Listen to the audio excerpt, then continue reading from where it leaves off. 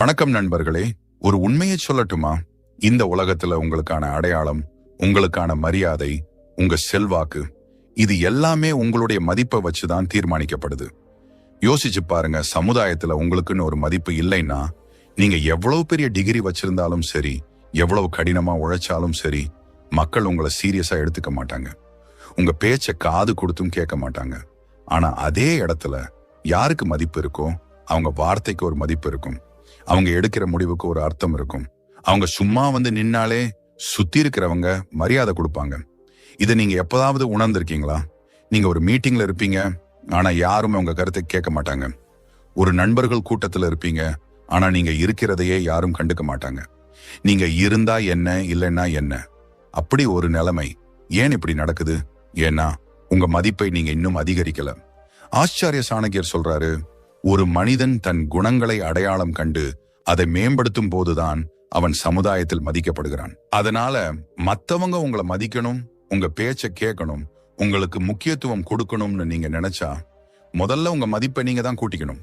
இந்த வீடியோல உங்க மதிப்பு, மரியாதை, செல்வாக்கு எல்லாத்தையும் பல மடங்கு அதிகரிக்கக்கூடிய சாணக்கிய நீதியிலிருந்து எடுக்கப்பட்ட 15 சக்தி வாய்ந்த ரகசியங்களை பற்றி பார்க்க போறோம்.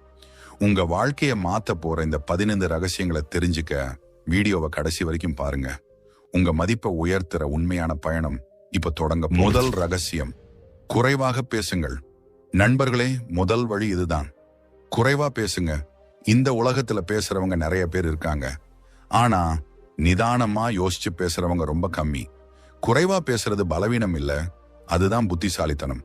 எல்லா இடத்துலயும் எல்லா விஷயத்துக்கும் பேசிட்டே இருக்கிறவங்க பேச்ச கொஞ்ச நாள்ல யாரும் மதிக்க மாட்டாங்க. ஆனா எப்போ ஒருத்தர் அமைதியா இருந்து தேவைப்படும் போது மட்டும் பேசுறாரோ, அவர் வார்த்தைக்கு ஒரு தனி சக்தி இருக்கும். சாணக்கியர் சொல்றாரு, அறிவாளியானவன் சரியான நேரத்துல பேசுவான், மௌனத்தின் மூலம் தன் மதிப்பை கூட்டிக் கொள்வான். நீங்க குறைவா பேசும்போது ஒரு மர்மமான சக்தி வாய்ந்த தோற்றம் உங்களுக்கு கிடைக்கும்.